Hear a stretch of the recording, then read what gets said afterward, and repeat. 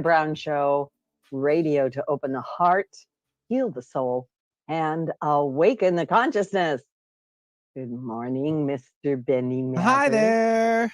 Ha-ha. How Right? are you? I'm taking Are a you breath right now. I'm getting ready. so are you wearing your snow parka or your flip-flops? I mean, What's I'm happening? always wearing that stuff. I'm always heavier, like wearing of clothes in the studio, just because we keep it a little cooler for all the equipment. But I Yeah. also usually wear my flip flops as well to like keep that control, that temperature control thing going on. But not Well, today.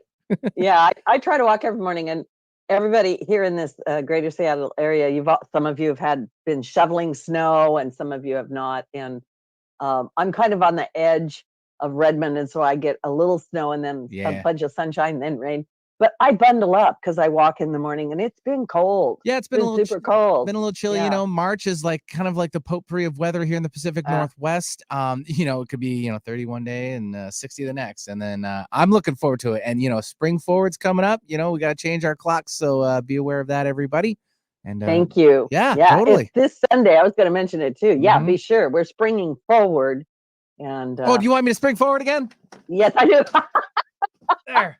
For those that are watching the YouTube, I'm leaping, marching, springing, leaping into the new time. Oh wait, they just see the bottom of me. All right, there we go. That's it. I'm actually impressed with your leaping. I am really impressed with that. I told you I might be sore again after this. Yeah, I like it. Also, because St. Patty's Day is coming up. So it is. Got the green on. You got the green. Yeah, I see that. Well, one comment I was going to make is that there's always that one person who's out there wearing shorts. Yeah, of course. And flip-flops. Sure. Yeah, when I'm bundled up. So just look for that person. That person is there for a reason. I have no idea what. Nailed it. Yeah, just so we can say, oh my God, there's always that person. Anyway, I'm Loretta Brown. I'm the owner of Reiki Oasis, located right here in the greater Seattle area. You can find out everything about me at ReikiOasis.com. And the scheduler is schedule.reikioasis.com. My website is under construction. And so right now, the only thing you can find is the scheduler. But remember, you can schedule anything you want. And what do I have coming up? This coming Sunday at 10 a.m. Pacific Standard Time, I have a Sunday meditation with Loretta, which I haven't done for a while. And you can join me via Zoom. And if you cannot join me live via Zoom, sign up. I'll send you a recording. And it's always a great meditation. You can listen to them over and over again. And of course, we have a new moon coming up on Sunday. And so we're going to have that nice energy. Temple of the Divine Feminine for women will be March 23rd, right there at that spring equinox. And I'm just telling you, we got a lot going on. So as we begin the month of March, we have all planets direct. They're all going forward. So my bad joke about it is, you know what? Whatever happens or doesn't happen, it's your fault. Don't blame it on the planets. And I'm just teasing, right? There's this meme that goes around where the planets are all yelling, don't blame us for your goof ups, right? So anyway, it's just astrological weather. Friday, March 8th, Mercury conjuncts Neptune in watery Pisces. Everybody been a little emotional lately? Pisces. Old karma coming up, things coming up from the depths. So Mercury conjunct Neptune in watery Pisces. Neptune, yeah, the god of the ocean, Neptune, what a dreamy energy to work with. Mercury, Neptune coming together in Pisces brings lots of creative inspiration and activates the dreamy imagination. So use this energy to work on creative projects, dream up new ones, and plan exciting experiences for yourself. This energy helps deepen your spiritual practices and heightens your intuition. Saturday, March 9th, Mercury shifts out of dreamy, watery Pisces and into fiery Aries. And this brings more directed and clear feelings on how we wish to express ourselves. Remember that water and fire can create steam. So think about that. Also on Saturday, March 9th, Mars in Aquarius will square Uranus in Taurus. This creates some tense energy, adds to any feelings of irritability. So be careful. Don't put your cranky pants on Saturday. And if there's tension brewing in your life, this combo may make things bubble over. And whenever Mars gets involved, things can get heated and they can also get resolved quickly. So quick to the anger and quick to cooling off. That's what I hope happens, right? On Sunday, March 10th, we have a dreamy, romantic Pisces new moon. This is a time for dates and hanging out with the people you love. Beautiful energy with this moon, inviting us to create and deepen our spiritual practices, our work in etheric realms, our ability to manifest, our romance, that kind of stuff. So set intentions under this new moon. Visualize what you wish to call in, as this is one of the most powerful new moons, the Piscean new moon. And you will have all year, one of the strongest ones you'll have all year for your visualization work. So close your eyes, dream it up, and allow genuine feelings to flow. Be sure to ask God, Goddess, all that is, to bring it. Step out of your mind and into your body, your feelings, and your soul. And on Monday, March 11th, Venus moves into watery Pisces, bringing romance and helping us get in touch with our inner feelings. So for those of you that think your partner is emotionally unavailable, or maybe you're the one that's emotionally unavailable, maybe you could be emotionally available. There's that. So explore your relationships with love and how you choose to give and receive. And really take time to consider your relationships. This energy can make your heart feel softer, more compassionate, and more open. It might be a time to heal some things, to have some deep conversations, and to really, really connect. Yeah. So, my guest today, we're going to bring him on, is Ken Guidroz. He's going to tell me how to say his last No, name. you said it perfectly there, Loretta. Hey, Guidroz. Mhm. Thank you. Thanks, Mr. Benny. Thanks for the prompts. Anyway, he is a financial advisor, a former pastor, and author of a really great book called Letters to My Son in Prison: How a Father and Son Found Forgiveness for an Unforgivable Crime. Ken raised his 3 sons in a squeaky clean suburb of Los Angeles. He envisioned fatherhood as coaching their sports teams, taking them to church where he was the pastor, and visiting colleges one day. Instead, he got an education on the street names of opioids, fluency in rehab vernacular, and an insider's view of the California prison system when his middle son, Lucas, accidentally killed a man with his car while high on heroin. In his book, Ken shares his transformational journey from despair to a life filled with hope and purpose. And through a powerful narrative, he recounts his trials, how he and his wife navigated the storm, preserving their marriage amidst the trials, his relationship with his sons, and his rediscovery of faith beyond the boundaries of religion. Welcome to the show, Ken. Thank you, Loretta. It's awesome to be with you. Yes, I'm so glad you could join us. Really, really enjoyed it. Your book is, well, it's great. Thank you. And thank you for putting it out there. And also, I'm just going to start by saying this. This is an intimate book, if I could put it that way. And you talking about these things, bringing them out, interestingly enough, I'm going to say it needs to be talked about. You're not the only person I know in this particular type of a situation. So I want to bring you in. Can you tell us about what happened? Can you tell us a bit about yourself and what happened? Yes, you used the word intimate. I like that. It's kind of a favorite phrase of mine is it's a strong cup of coffee.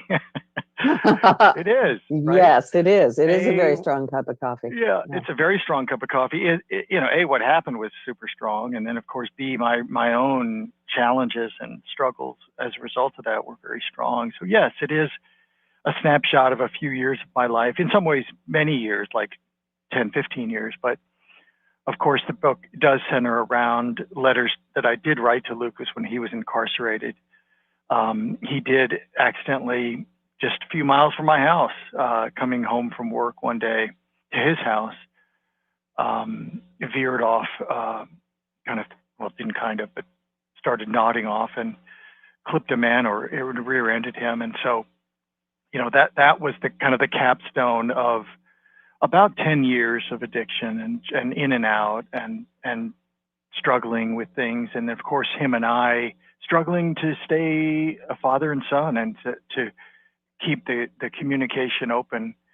It was strained. It was estranged. It was, of course, very difficult.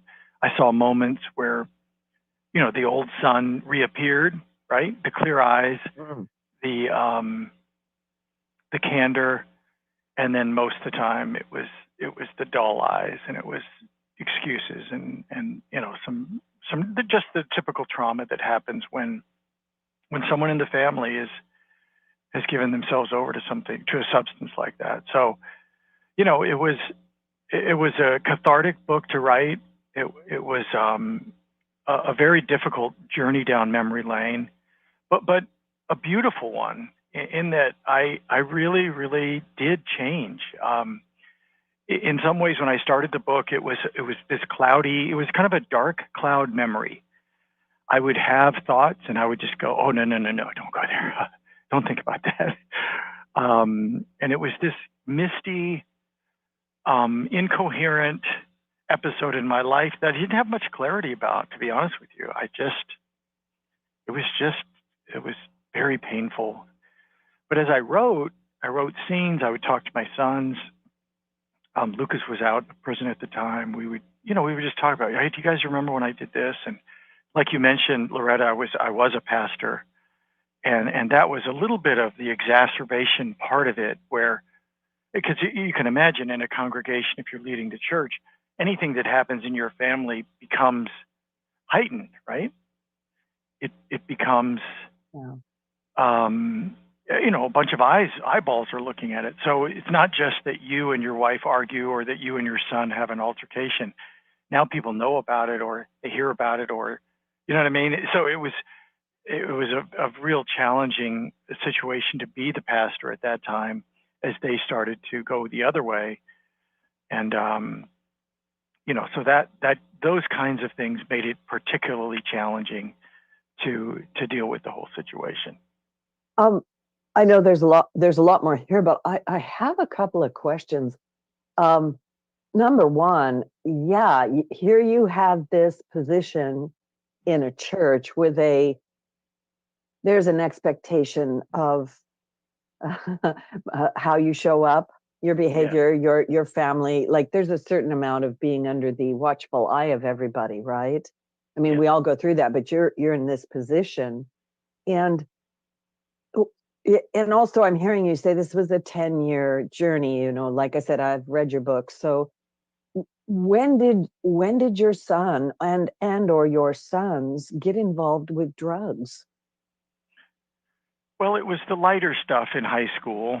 As they pushed away from the church, of course, I eventually resigned and had to, not be in that public eye. But it was weed and alcohol at first. As they left high school, left our home, it became opioids, Narcan, and other, graduated to real heavy stuff, over the years. And it was mostly Lucas. My others, they struggled in their own ways, but this particular addiction was mostly Lucas, the son I talk about in the book. So the kind of the tipping point in our family was around the church. That certainly, like I said, exacerbated it. But then it evolved. It evolved into a longer term thing, and it wasn't just around the church. I eventually left church. I couldn't even pick up a Bible. I couldn't even pray. I couldn't even think about God, just because, so many of my foundational expectations, right or wrong, but still foundational expectations about my faith. If I raise my Christian right, my family right, if I do, these things, if I genuinely love my kids, at least I'm going to end up with, a reasonable family. Maybe they aren't going to Harvard or starting a nonprofit in Botswana, but I expected at least something decent, and I got, what ended up for about 5 solid years, all three of them, with all three of them, it was very tense and very tough. So, I couldn't even conceive of going to a church. Every time I did try a few, but I would just run out the back door at the end. I mean, I would sit there and criticize everything in my mind, and preacher would say some, you know, dramatic thing about what God can do, and I'd be like, yeah, no, I don't think that's true in my mind. Right. So it was very unhealthy. Yeah. But after living how I lived, it's not entirely inconceivable. So that was my challenge. Yeah, I always have reasons why I bring things out, because I think this is so real, Ken. I mean, your story is so real. But I've got a quote from your book here, and um, um, it says here that you came to see that the old church was part of the problem, and maybe this is from the book, maybe it's from my notes.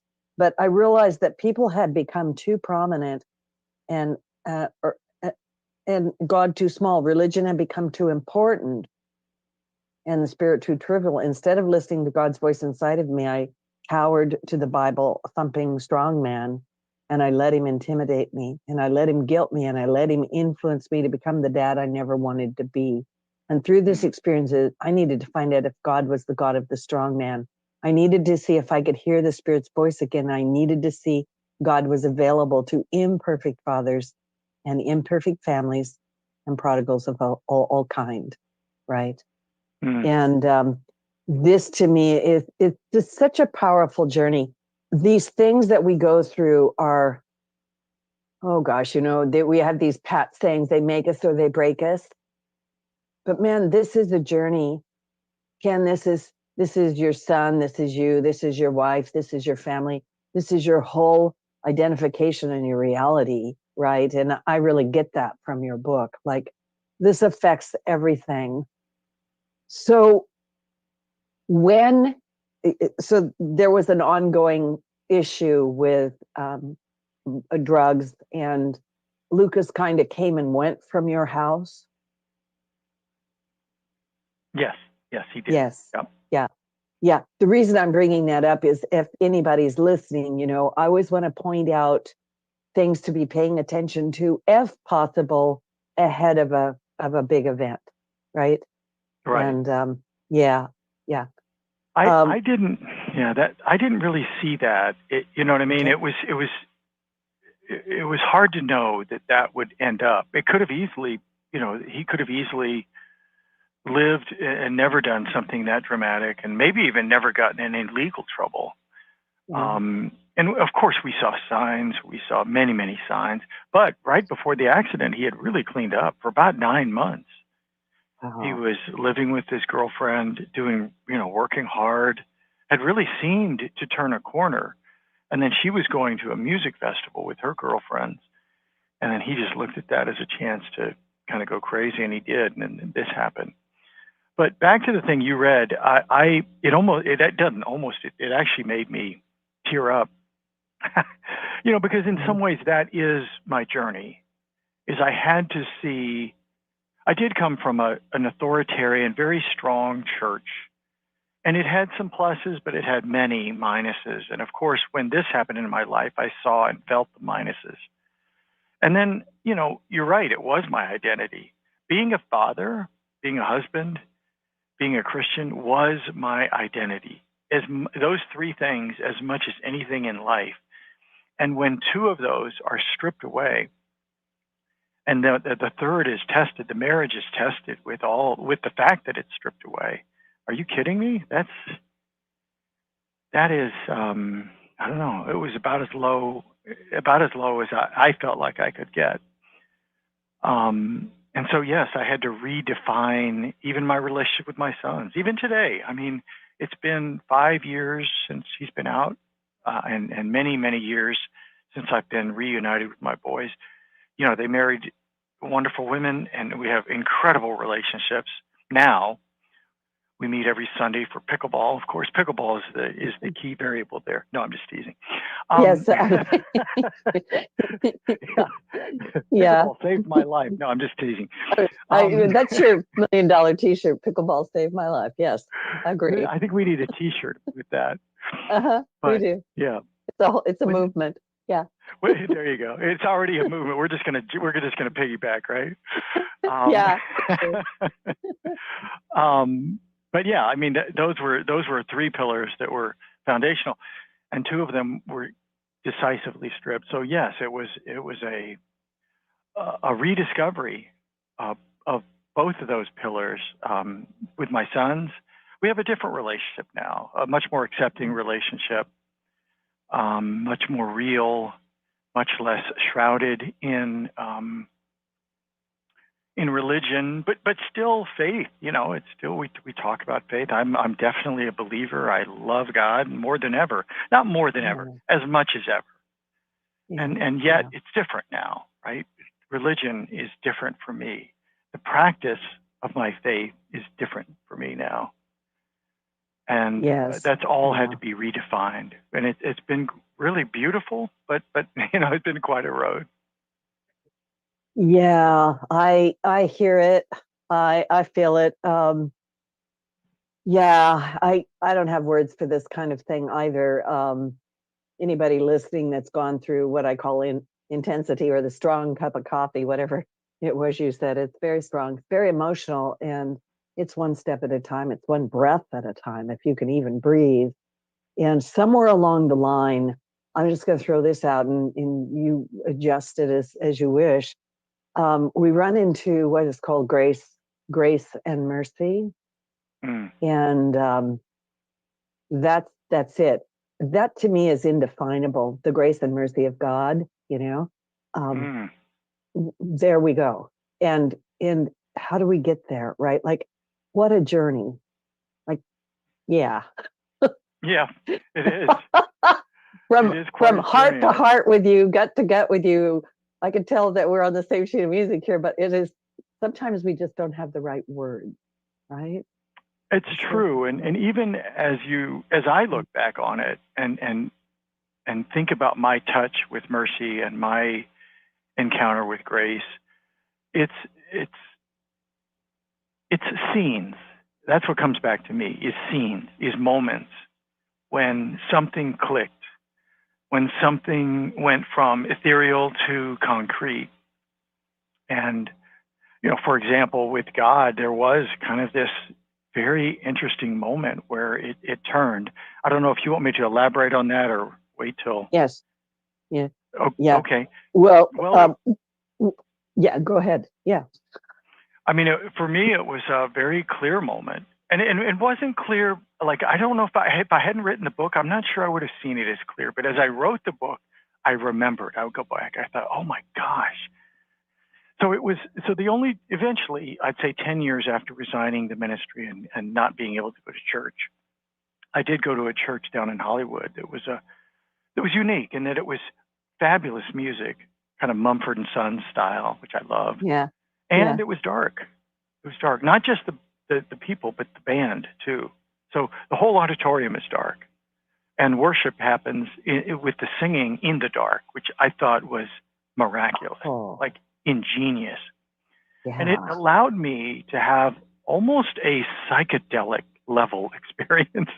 It's the only way I can describe it. In other words, to so lose my own self, because no one could see me. No one knew I used to be a pastor. No one knew my past. No one knew. I didn't even meet any. I would sneak in late so I didn't have to meet anybody. You know, so, you know, it was in the dark with this unbelievably resonant music and lyrics that were gorgeous, and it just moved me. And I just went week after week, and it kind of softened me. And my touch with both mercy and grace was one Sunday when, you know, I was just weeping in the dark, and some lyrics came on that really connected. It was something about God as a fortress, or I am who you say I am, something of that nature. And I just lost it. And I realized that, you know, it really doesn't matter what I used to be or what I used to think. I'm I love God, and I absolutely love Him, regardless of what the outside looks like. Inside, I know it. And it was at that moment when I made that kind of a connection that I really reconnected with God and felt free again to express and to feel my sense of awe and marvel and reverence and all the things I feel about God. And it wasn't a lightning bolt. I didn't drive home shaking. I I do remember Right. about Yeah. halfway home up the 101 from Hollywood to where I live, Santa Clarita. I remember thinking, huh, I actually feel kind of good. It was that subtle. Yeah, it was just this, I actually have a good feeling about God. And when you haven't had a feeling for 10 years, Yeah. it's kind of remarkable. Yeah. It's kind of amazing when you feel it, and I felt it. And it was from that moment. I wish I knew the date, but I don't. It was from that moment on that, at least with God, I felt like, you know what? I think I'm going to be okay the rest of my life. And yes, things are going to happen. My wife may precede me in death. There's going to be things. Come on, there's going to be things. But I think I'm now convinced that no matter about what the exterior looks like, I'm good with Him. I love it. So we're going to take a little station break, and I am loving this conversation. My guest today, Ken Guidroz. Guidroz with it, hard G. Okay, yeah. Yep. And he has written a great book called Letters to My Son in Prison, How a Father and Son Found Forgiveness for an Unforgivable Crime. And this is Loretta Brown. Don't go away. When we come back, we're going to get into it a little bit deeper, as we do. And we'll take a station break. We'll be right back. All right, all clear. Wow, Ken, thanks for joining me this morning. And yeah, thank you. Well, hey, sometimes strong coffee can be just a ticket, right? Well, I've got my coffee. I'm up here in Seattle. We believe in coffee. You believe in coffee. We do. And we must have it, right? Oh, anyway. my gosh. So your book came out, I think it last in September, maybe, or something. Yes. Yeah. September. Yeah. I like I said, I started reading your book and I went, oh my gosh, whatever it is you went through, which I know is a journey, man, a big journey. It's just huge. And coming out the other side and then writing a book and then putting it out there in the public eye. Yes. Yeah, it's a big bold move.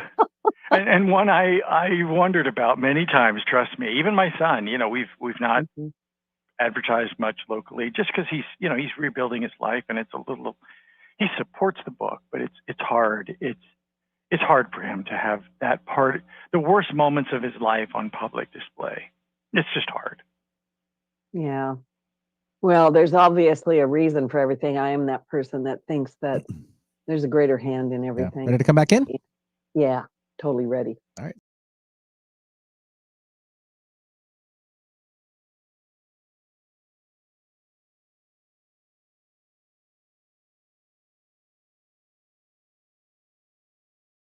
Always have the best music, Mr. Benny Mathers. You are just awesome. So I'll jump in here only because of our guest mentioned Mumford and Sons. That's actually Little Lion Man, which is one of their cuts. And I'm sure, Ken, you're a fan, obviously, still, and will be. Oh, absolutely. Love that intro music. Great stuff. It is great stuff. Anyway, my Ken today, Mike Ken. Oh my goodness. My guest today, Ken Guidroz. You're going to say it, Benny. Yes. Anyway, he's written a great book, Letters to My Son in Prison, How a Father and Son Found Forgiveness for an Unforgivable Crime. And I am Loretta Brown. These shows are archived. You can find the archives for the original Loretta Brown show at the KKNW 1150 AM archives. They go back years. And we're also on iTunes, Podcast One, Spotify, X, Megaphone, YouTube. I'm sure Audible. We're all over the place, and lots of good shows. So we are talking about Ken's life, actually, and the life of his son.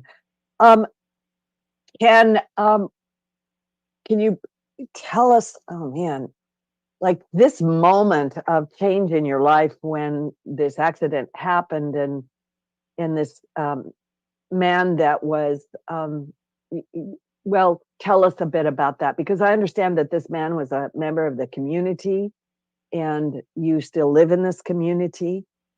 Uh-huh. Yes. Yeah.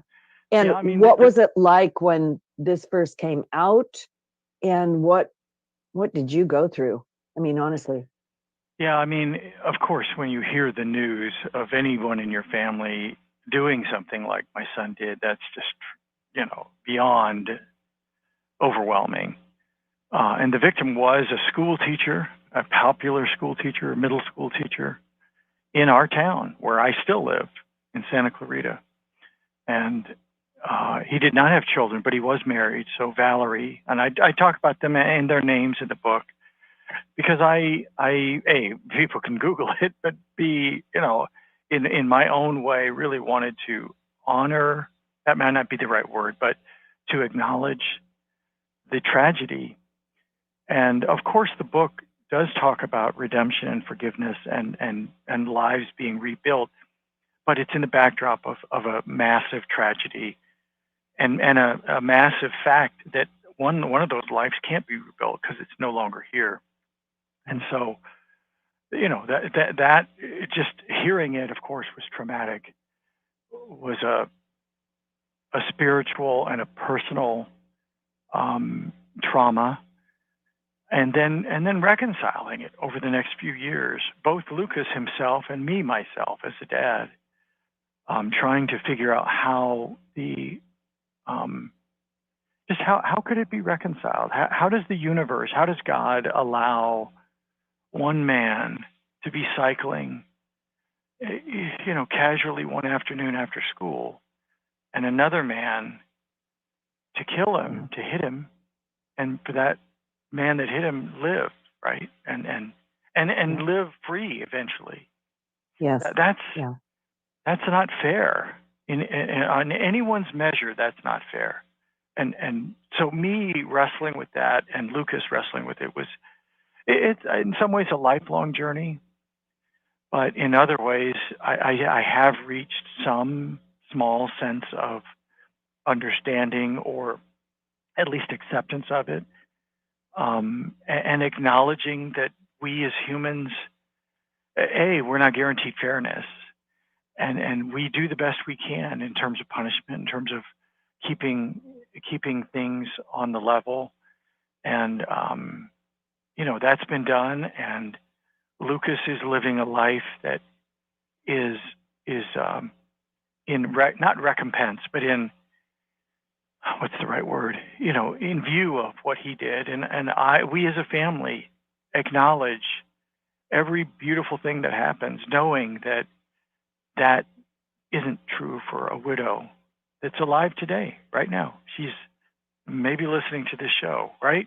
She's alive. And so I acknowledge her. I've done everything I can to reach out. I know Lucas has written some, personal, deep, cathartic letters to her just to apologize for the umpteenth time. But so we've had to work very hard at consolidating that tragedy. Yes. Yes. Yeah. I'm just going to say yes, what you just said.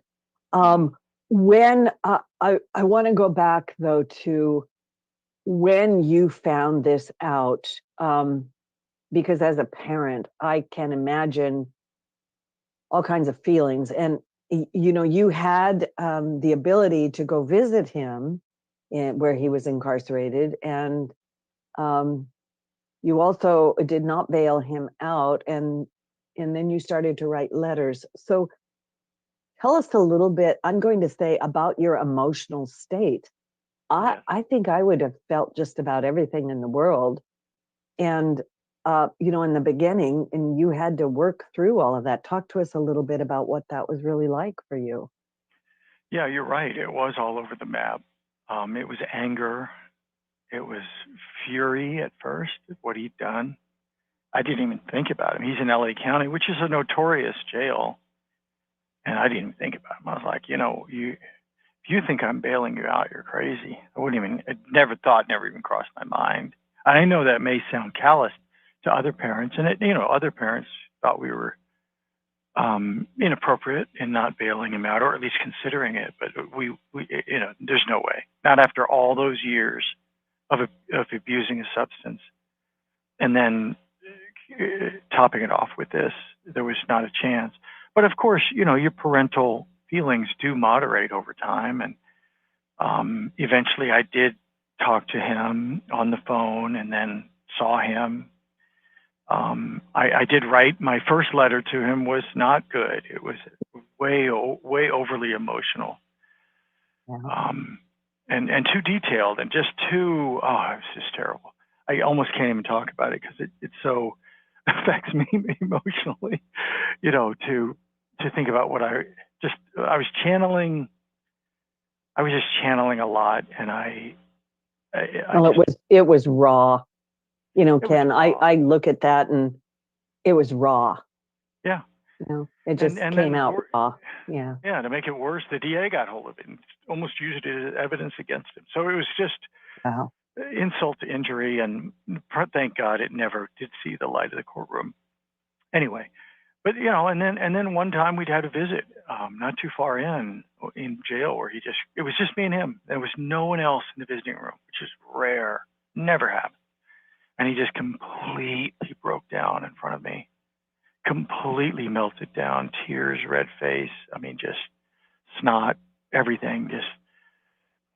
He finally was sober enough to really realize what his life had become and what he had done. And I remember not even crying while I watched him break down. And not for hardness sake, but more just because I was like, thank God this finally happened. Finally, there's enough sobriety in there to have this moment of truth. And so that was a gorgeous father-son moment that very few fathers in this world will experience. Very few. And I got to experience it. He broke down in front of me, and that kind of set the stage for reconciliation over time. And there was a period where he went from LA County Jail to a place called Reception, which is in Delano, California, which just means you're in a holding tank, essentially. There's like 3,000 men in the holding tank, but they're waiting to assign you. And so during that time, there was no visits, no calls. So we start writing each other and opening up and saying things to each other that, fathers and sons just don't say to each other. Intimate things, truthful things about how I met his mom, and, things about my life when I was in high school. And, I ran out of things to say, so I just started telling him all kinds of stuff, and all of a sudden he's doing the same with me. And we're just reaching this relational plane that we'd never been on. And that leads to him, just starting to read voraciously Dostoevsky, Vonnegut, all the classics, Monte Cristo, real deep, dense stuff that starts to literally change his mind, like contort his cranium, his actual brain, And I just start seeing this brand new son I'd never even seen. And, I knew he was bright, but you know what I mean? I just hadn't seen it. He had never let that develop in him. And here he is in prison with 8-10 hours a day that he could read. And he starts reading those kind of books. And yeah, so, the letter writing, that, the call, the visit, it just started to culminate in this amazing reconciliation between us. And I, as a dad, have experienced things that very, very few dads have experienced. So yeah, it was a beautiful thing. Yeah. So you had to really make this is a journey. This sounds like a journey. And what you just shared with me also, because I was going to ask, was there a tipping point where you went from, how do I say this? As a parent, I would be questioning myself. Like there's always this edge on what part did I play into this? What part is his? Um, did we enable him? Did we this? Did we that? And and where is or was your wife and your other sons in all of this? Yeah, that's a great question. Was there a tipping point? I don't think there was a singular tipping point. I think there were many. And my wife and I wrung our hands many times. And even through the 10 years, we would point fingers, and she tends towards enabling. I tend towards cutting off. And so, yes, that's a recipe for marital challenges. And there were many moments where we turned on each other instead of on the true culprit. But we did eventually realize that, we could make it through this and be divorced and be the, what do you call that? Not the wrecking, the residue of this trauma, or we could just stay together. And I, as a dad, I just started to defer to Joyce and let her, if she wanted to give some money, I was like, whatever, that's fine. And she was not an enabler, but, she was more than I would have been. I wouldn't have given the money per se, but I kind of lost confidence. I just didn't know what to do as a dad. So I said, you know what, you have the say on this. I'm not going to weigh in. And then through prison, there was moments where we, it was very tough. We definitely made some mistakes, no doubt about it. But I don't tend to be that person that's going to sit here and say that was all my fault, how you guys turned out, or wring my hands about this, that, or the other. Yes, and in the book, I've clearly acknowledged moments when I just did not do the right thing. I listened to, even spiritual men and women, and denied and said no to my own intuition and my own gut, to my own shame. And no matter how great the person is giving you advice, at the end of the day, in my opinion, with your marriage, with God, and with your kids, you've got to go with your gut. You've got to. God gave you that gut. He gave you that DNA, and then you have your own DNA in your child. And to me, there's this connection, this amazing connection, and this knowledge of what works and what fits, what's appropriate. And at the end of the day, no matter what the best psychologist or whomever tells you, I think you have to have enough oxygen in the decision, enough time, enough room to be able to hear what your own gut is willing and able to do, and then do that. So I didn't do that. So I definitely made those mistakes, and bemoan them today. Now my sons, they laugh. They're, Pops, come on, get over it. We were knuckleheads. You were a knucklehead. We were all knuckleheads. Okay. I can live with that. But, and Joyce and I, we have our moments even still. I think any relationship, we're 41 years into marriage, and that's a long time to be with somebody. Yeah. That's a long time. And, I think we've had to figure out our way. And it's different than our best friends and our other friends, right? And your situation is different than mine, but you got to figure yours out. And to me, a lot of that comes down to your gut, your intuition, what God gave you as a bellwether, and learning to listen to that and to quiet the noise, even whether the noise is from inside yourself or outside yourself. There's a lot of noise. Oh, I should do this, or, so-and-so will think this, or whatever. But to quiet all that and to say, okay, in this situation, This is what I believe I need to do. That's an art. Yeah. And that's an art Yeah. that I want to master. Yeah. I so appreciate what you're saying, and I think it's true.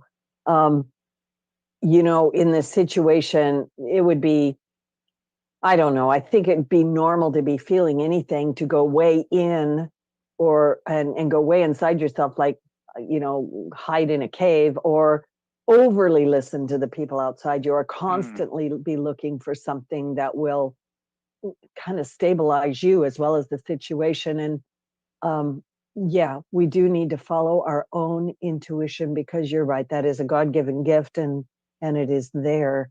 In your journey with your son, you began to write these letters, and he wrote letters back, and it was over a period of time. I understand that your letter writing went on for quite some time, and when you put this book together, um, how did you choose what you were putting in and what you were not? I didn't want it to be a series of letters. I have a hard time reading that. I'm not interested. Yep. So I wanted it to be a story. I can read Yeah. a story. Okay, that I can read and I can follow and see how things progress. So yes, at the beginning I had a stack of letters and was going through and trying to figure out where the through line was, and there really wasn't, in the letters at least. But the through line, of course, is just the story. Here's what happened. Here's how it happened, and here's why it happened, and here's what happened as a result. To me, that's what I want to read. Yeah. In someone else's story. And so I thought, okay, well, I need to, and I invested a lot of time into this. I read a lot of memoir. I took classes at UCLA and other places, and hired people to help me and teach me how to write and what was interesting, what was resonating. So it was a long journey, years, 5-6 years into doing this, before I could really feel like, okay. And my goal was simple. I just want to write something I can be proud of. And I remember, I'd come up with the drafts and think I was close, and I was like, nope, I'm not proud of this. I mean, it's fine. It's great for a journal, but I'm not. This is not it. And I had a feeling I would know. The day it was ready, I thought, I think I'm going to know, and just feel it in my gut that this is ready, and this is what I wanted to write. And even now, 6 months after publishing, I see, I would write a different book. Even in the 6 months, I've improved as a writer. I'm doing a weekly essay, and you know how it is. You write a lot, and all of a sudden you start seeing things that you didn't see before, and you get better. But still, I'm proud of it. I feel like that's our story. It's a beautiful ending, and I feel. I write in the book that things are as good today as they were bad back then. And I guess I feel like I can say that because I have the credibility to say, you know what? I told the world when it was as bad as it could ever get. So now that it's good, it's good for now. As you know, Loretta, things can change tomorrow. It can change today. Yeah. And, I don't fret over that. I kind of rejoice over that and say, you know what? If I have my family, my wife, my God, I think I'm okay. Yeah. Yeah. Well, I highly recommend people read your book. It is very personal. It's very intimate, like I said. And I appreciate how you wrote it as a story, and there are letters in there, because I feel the same way you do. I want to know how this all affected you, how you came to this, and what the journey was really all about, right? And how we respond to what the other person said or did or wrote. Well, yeah, there's that. So we're down to like the last couple of minutes, which is ridiculous. It went by so fast. What I'll just ask this question. It might be obvious, but what do you really hope that the readers get from this book? Very quickly. I think this is a journey of one man finding light in the darkness. That's all it is. And there's different variables in your life and in someone else's life, but just to read one man's journey, how he kicked, scratched, and clawed himself to sanity, That's kind of cool. If you're in the darkness, that's cool to read that. And I just hope that somebody who's in the darkness will read it and say, you know what, I think I can find the light. Yeah, yes to that. And by the way, I've mentioned this a couple of times. My take on us going through these difficult things is when we come out the other side and we've come through the darkness into the light, we do have something to tell other people that are stumbling around in the darkness. So Amen. I so appreciate your book. Tell us where to find you, where to find your book, and spell your name for us. Thank you. Yes. So everything's at kenguidroz.com. So my name, and then the last name is Guidroz. And I do two things. One's the book, and one is a weekly essay. So I write about this. So this week is why I've taken a 7-year news fast. I don't watch the news anymore. So that's just, my little thing on why I don't do it. So yeah, it's a weekly personal essay about something in my life or something in my life. I love that. I uphold that essay 1000%. Yes. Good. So, yeah. So anyway, Ken, thank you so much for being on my show today. I really, really loved it and appreciated it. And to all my listeners, oh my goodness, dive in deep. Like I said at the beginning of the show, the astrological weather is inviting us to get close to each other, to be romantic, to be loving, to soften our hearts. And isn't that what we need moving forward? Yeah. So thank you so much for being on the show. Letters to my son in prison, how a father and son found forgiveness for an unforgivable crime. And Benny, you're the best. Bye now.